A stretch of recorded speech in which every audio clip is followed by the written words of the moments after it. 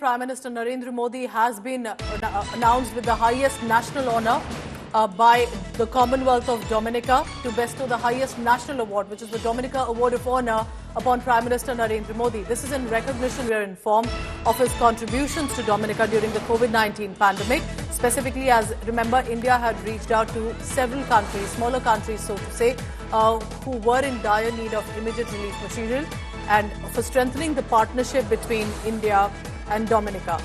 This is interesting. Remember, over the past few years, more and more countries have come forth to specifically announce honours for Prime Minister Modi with different regards, specifically for strengthening partnership and strategic relationship as well. So this is the latest that we have right now.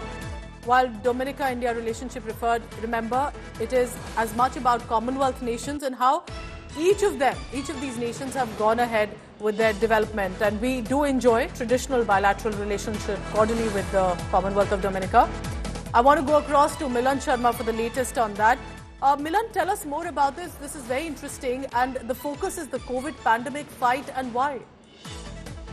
Pooja, it's one of the highest national award honours that's been given, to Prime Minister Narendra Modi by the Office of the Prime Minister, Government of Dominica. And of course, in February 2021, PM Modi had supplied Dominica with about 70,000 doses of AstraZeneca COVID vaccine.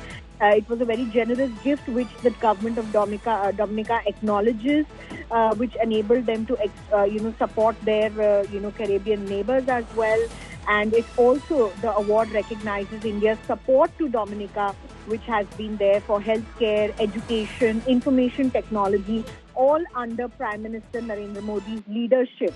And which is why his role in promoting, climate resilience building initiatives have also been appreciated by the government.